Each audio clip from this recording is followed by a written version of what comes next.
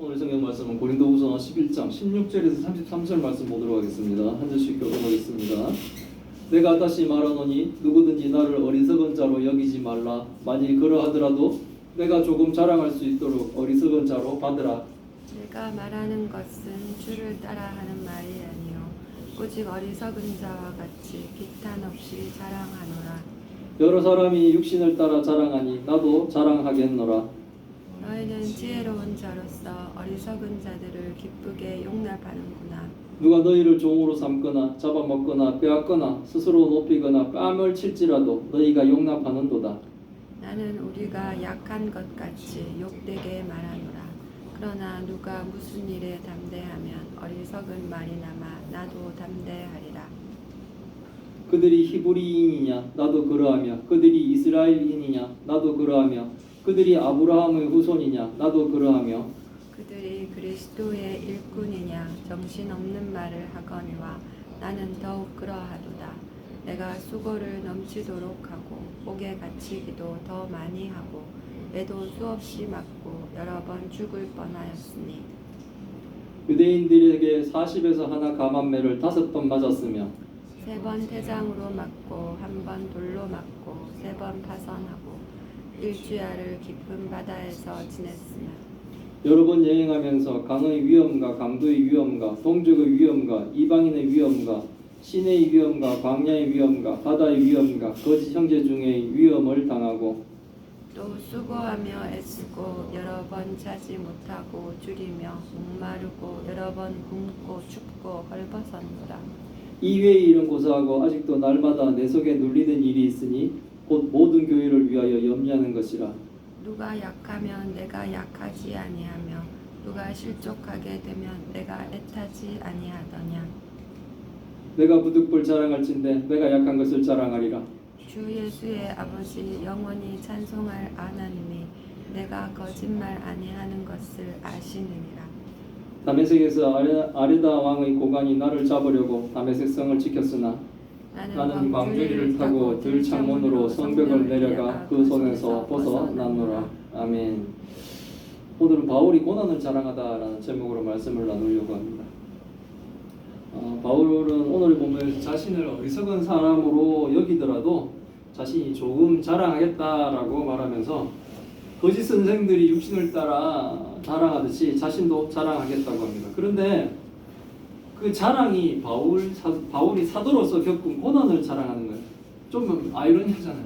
자랑한다 그러는데 고생한 걸 자랑하고 힘들었던 걸 자랑하는 이런 아이러니한 이 본문을 통해서 과연 하나님 뜻은 무엇인지를 배우는 시간들이 다 되시길 바랍니다.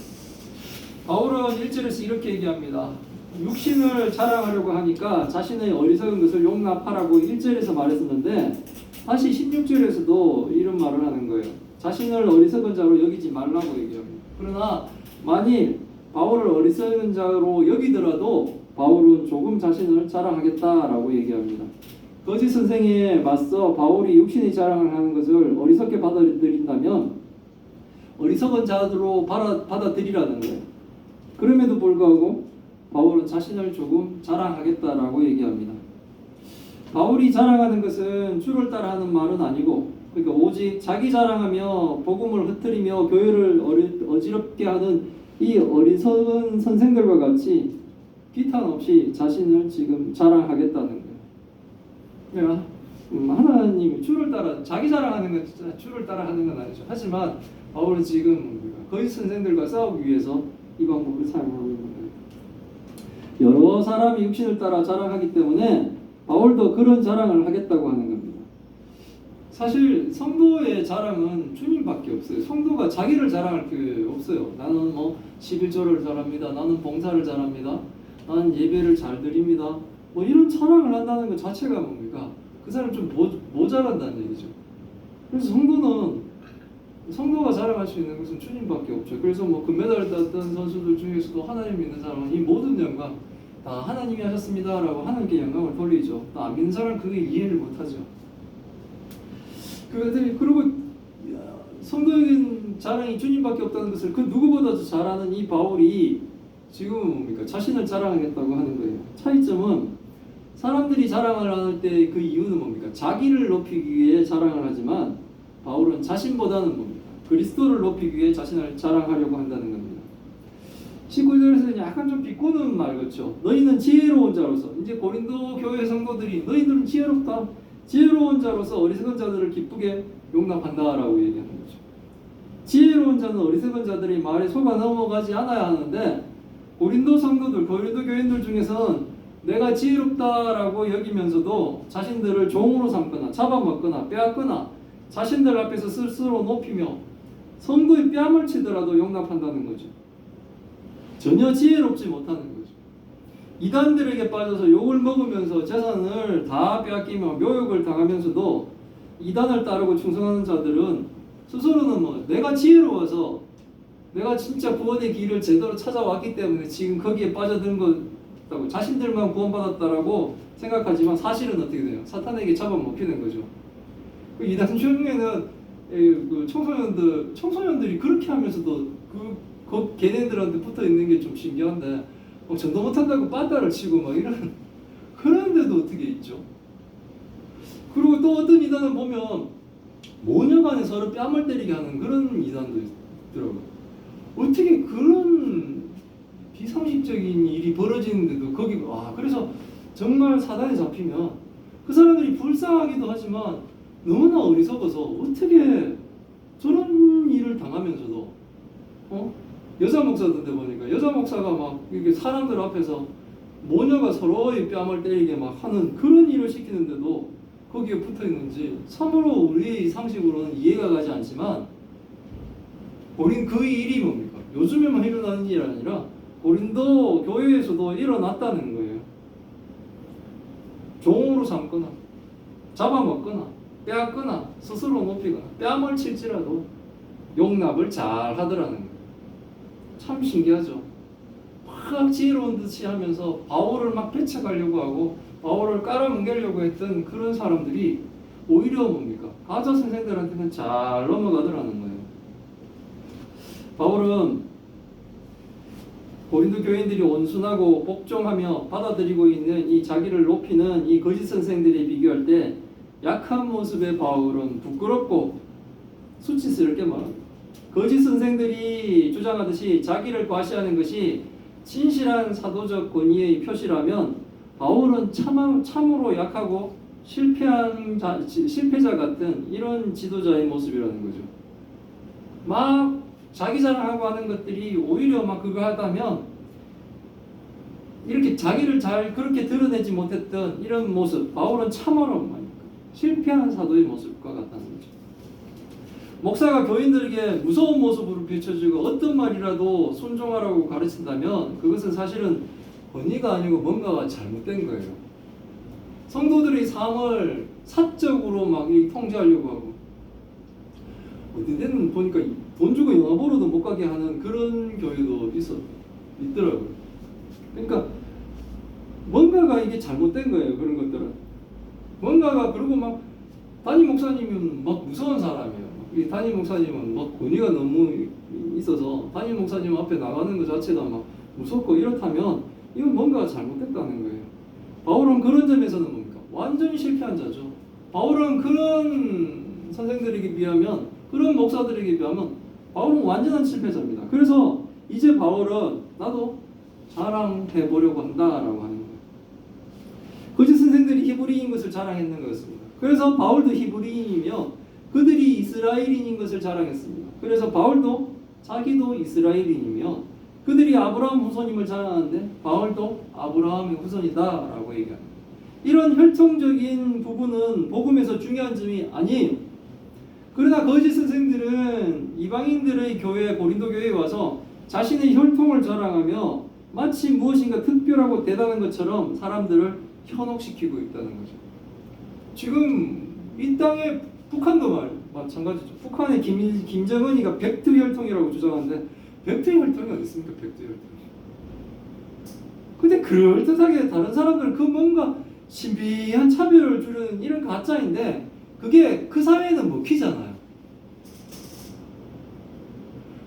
한 발짝만 뒤로 물러서 보면은 너무 유치하기 짝이 없고 정말 저런 거짓말이 있나라고 생각하는데 그게 먹힌다니까요. 고린도 교회에서도 자기 스스로 자기를 추천하며 들어온 거짓 선생이 나는 히브리인이요, 난 이스라엘이며, 난 아브라함의 후손이다 이렇게 막 얘기하니까 이방인들은 이제 하나님을 믿으니 구약의 성경도 그들은 보겠죠. 그들은 그들 사이에서는 오 이스라엘 가면 이런 거예요. 지금도 중동에서 이스라엘과 전쟁이 벌어지면 남모르게 이스라엘 쪽으로 마음이 막 가죠. 근데 성경적 이스라엘이 아니에요. 지금의 이스라엘은. 그래서 사람들은 뭡니까? 착각을 하죠. 그게 아니라고. 이런 유치한 걸로 그들이 자랑하는데 그게 먹히는 거예요. 그래서 바울도 혈통적으로 그렇게 따지면 나도 똑같지만 그게 중요한 건 아니라는 거예요. 그들이 그리스도의 일꾼이냐라고 묻습니다. 사실 그들은 그리스도의 일꾼이 아닌 가짜들이죠. 바울이 정신없는 말하는 것 같지만 바울은 그들보다 더 뭡니까? 그리스도의 일꾼인 거예요. 바울은 자기 자신이 수고를 넘치도록 하고 옥에 갇히기도 많이 하고 매도 수없이 맞고 여러 번 죽을 뻔하였다라고 말합니다. 이만큼 뭡니까? 바울은 목숨을 걸고 하나님 나라를 위해 섬겨나가는 진정한 뭡니까? 사도로서 그리스도의 일꾼인 거예요. 바울이 일꾼인 거예요. 고난당하는 바울이 일꾼인 거예요. 그들은 뭡니까? 바울이 고난당하니까 저 가짜잖아. 하나님을 믿는데 어떻게 고난을 당해? 라고 그들은 바울을 뭡니까? 공격했지만 사실은 진짜 일꾼이기 때문에 그 세상의 억압을 당하면서도 예수 그리스도의 복음을 전파하는 거잖아요. 누가 진정한 일꾼인가요? 바울이 진정한 일꾼인 거예요. 바울이 자신의 고난에 대해 얘기합니다. 유대인에게 40에 하나 감한 39대의 매를 5번이나 맞았대요. 3번 태장으로 맞고 1번 돌로 맞고 3번 파선하고 일주야를 깊은 바다에서 지냈다고 합니다. 왜 이거 40대를 치지 않고 39대를 치는지 그 이유는 신명기 25장에 나와요. 신명기 25장 1절에 3절에 보면 율법에 따르면 죄인을 때릴 때 40을 넘기지 말라 그랬습니다. 최대로 때릴 수 있는 매의 숫자가 40인 거예요. 40대만 맞아도 사람 죽죠 거의. 근데 혹시나 사람들은 뭡니까? 40대를 때리지 말라고 하나님이 말씀하셨잖아요. 그러니까 40대까지는 때리는데 내가 혹시나 잘못 헤아려갖고 40대를 넘기면 하나님한테 죄를 짓잖아요. 때리는 사람이. 그래서 혹시나 실수할 걸 감안해가지고 한 대는 빼는 거예요. 내가 혹시 중간에 잘못 헤아렸을까 싶어서 40대를 때리지 않으려고 한 게 아니라 때리다가 혹시나 잘못 헤아려서 40대를 넘겨서 하나님께 죄 지을까. 그만큼 뭡니까?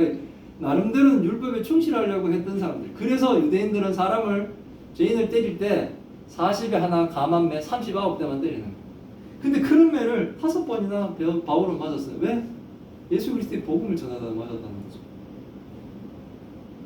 또 여러 번 여행을 하면서 강의 위험과 강도의 위험과 동족의 위험과 이방인의 위험과 신의 위험과 광야의 위험과 바다의 위험과 거짓 형제의 위험을 당하고 또 수고하며 애쓰며 여러 번 자지 못하고 줄이고 목마르며 여러 번 굶주리고 춥고 헐벗었다라고 얘기하는 거죠.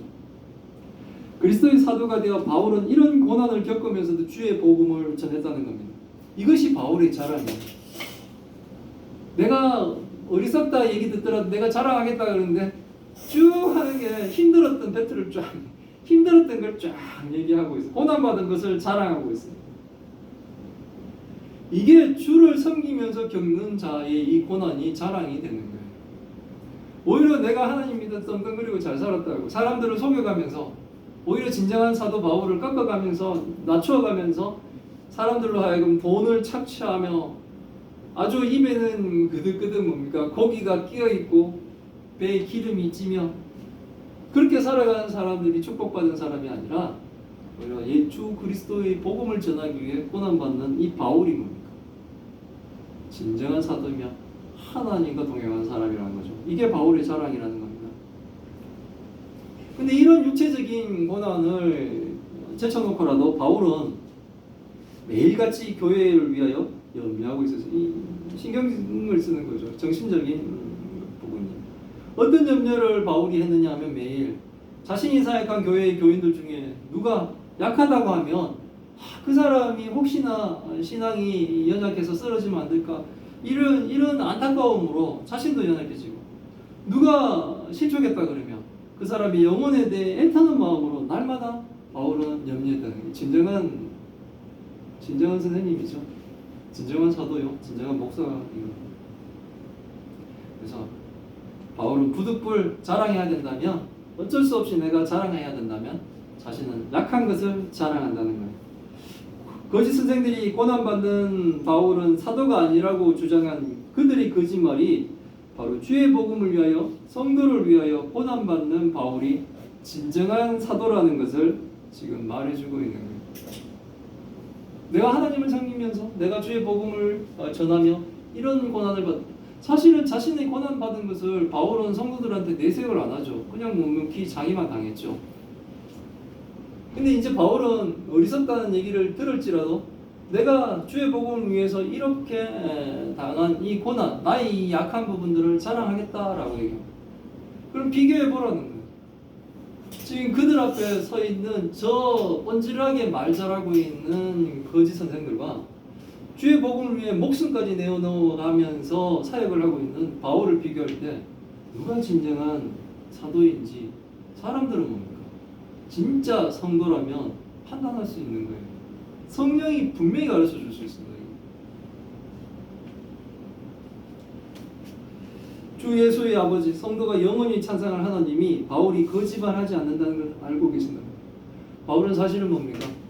성도가 자신을 몰라주더라도 하나님이 알아주시는 거예요. 바울은 뭡니까? 만족할 수 있는 사람. 이걸 안 드러내더라도 바울은 뭡니까? 하나님과 동행하고만 있으면 바울은 만족할 수 있는 사람이에요. 근데 쓰러져가는 고린도 교회, 흔들리고 있는 고린도 교회가 염려되어 그 시궁창 싸움을 하겠다는 거예요. 참 어리석게도 자기 자랑하는 저 사람들처럼 나도 내 자랑을 해서라도 고린도 교회 성도들이 실족을 막고 싶다는 거예요. 그만큼 뭡니까? 고린도 교회를 사랑하고 있다는 거죠. 바울의 진실함을 아시는 하나님이 다메섹에서 아레다 왕의 고관이 바울을 잡으려고 다메섹 성문을 지켰을 때 바울을 광주리를 타고 들창문으로 성벽을 내려가 그들의 소나기에서 하나님이 벗어나게 하셨다는 거예요. 광주리 타고 도망가고 하는 것은 실패자의 모습이었잖아요. 야반 도주하는 거잖아요. 그것이 하나님이 바울을 통해 복음을 전하게 하는 과정이라는 거예요. 바울의 자랑은 영웅의 무용담 같지 않습니다. 내가 막 가서 한마디 탁 했더니 수천 명이 갑자기 막 다 회개해버리고 여기 가서 확 해버리고 하고 손을 한번 들어보니까 병자들이 다 일어나고 이런 무용담 같은 얘기를 하고 있지 않습니다. 마치 죄인처럼 고생한 이야기를 하고 있는 거예요. 그러나 바울은 뭡니까? 이 이야기를 하고 있는 바울이 진정한 사도이며 주의 사도로 맡겨진 주의 양을 돌보는 진정한 선생님이다라는 것을 우리에게 증명해주고 있는 겁니다. 바울이 자신을 자랑하는 것이 한 개인의 고생을 한 내용입니다. 그런데 그 가운데 하나님이 주의 백성을 구원하시기 위해 주의 사자를 보내신 것을 우리는 알게 됩니다. 바울을 보내 하나님은 고린도 성도들을 구원하셨습니다. 그런 교회를 지금 거짓 선생들이 나타나서 망치려고 하고 있는 거예요. 그래서 하나님은 바울에게 이 고린도 후서를 쓰게 하셔서 주의 백성들, 흔들리고 있는 저 풍전 등 앞의 촛불 같은 그 연약한 고린도 교회의 성도들을 하나님은 구원하시려고 하시는 거예요. 거짓에게 흔들리는 성도들을 하나님이 굳센 팔로 붙들고 계신다는 거예요. 우리들의 구원도 하나님이 누군가에게는 이런 고난을 겪으며 우리들에게 복음을 전하게 하심으로 우리가 주 예수 그리스도를 믿어 하나님의 성도가 되도록 하셨음을 알아야 됩니다.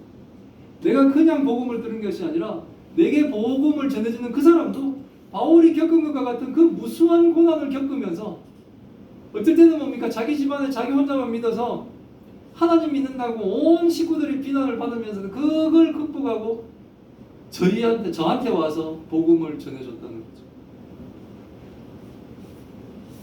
우리가 하나님께 가지 못하도록 거짓 선생들과 같은 많은 난관을 사탄이 만들어 놓았으며 우리의 구원을 막았었습니다. 그러나 주의 백성은 목자의 음성을 들으며 진정한 교회로 모인 것을 우리는 아시길 바랍니다. 이제 하나님은 우리에게 사명을 주십니다. 이제 그 많은 역경을 겪으면서 우리에게 복음을 전해주도록 하나님이 보내신 그 사자를 통해 우리는 복음을 들었고, 이제 그 많은 사탄이 우리 앞에 펼쳐진 그 장애물을 극복하며 하나님께 우리도 왔고, 그래서 이제 주 예수 그리스도를 믿어 하나님의 성도가 된 우리들에게 하나님은 이제 사명을 주십니다. 주의 복음을 이제 우리가 전하라고 하십니다. 비록 저 복음을 전하는 과정 중에는 고난이 있을 수 있으며 위험도 있고 모욕을 당할 수도 있습니다. 광주리를 타고 성을 도망치는 실패자와 같은 모습도 있을 것입니다. 그러나 그 모든 것이 주와 동행하는 길임을 알고 최선을 다하는 우리 예수사랑교회와 성도들이 다 되시기를 기원합니다.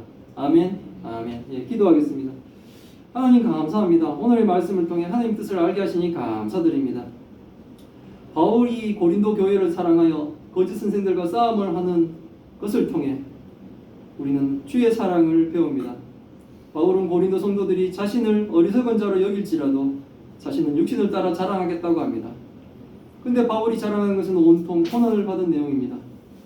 유대인이요 이스라엘인이요 아브라함의 후손으로 혈통적으로 거짓 선생들에게 뒤지지 않을 바울은 주의 복음을 위해 넘치는 수고를 하였습니다. 옥에 갇히기도 하고 매도 수없이 맞으며 여러 번 죽을 고비를 넘기며 복음을 전하였습니다. 이런 육신의 고통보다 바울은 날마다 염려하게 한 것은 교인들의 실족에 대한 염려였음을 배웁니다. 진정한 사도가 바로 바울임을 성경을 통해 오늘 또 배웁니다. 우리에게 복음을 전해주었던 선생님도 이런 고난을 겪으며 우리에게 복음을 전하여 우리가 구원의 백성이 되게 하였음을 고백하며 감사드립니다. 이제는 우리가 주의 복음을 전하게 하옵소서. 고난을 받을지라도 주의 복음을 전하며 주의 팔에 의지하여 복음을 전합니다. 우리의 복음 전하는 일이 멈추지 않게 하옵시고 거짓 선생들과 싸움에서 물러나지 않게 하옵시고 우리가 하나님의 영광을 가리지 않고 드러나게 하여 주옵소서. 하나님, 우리 예수사랑교회를 불쌍히 여겨 주옵소서. 하나님, 또 큰 병으로 고통받고 있는 주의 딸들을 기억하여 주옵소서. 힘들고 어려운 시간을 보내고 있습니다. 하나님, 기적을 내려 주옵시고 하나님의 초월하신 능력으로 그 문제를 해결하여 주옵소서. 또한 함께 고통받고 있는 그 가족들을 위로하여 주옵시고 이 모든 일이 하나님의 영광을 드러내게 하여 주옵소서. 이 모든 말씀 우리 주 예수 그리스도 이름으로 기도드리옵나이다. 아멘.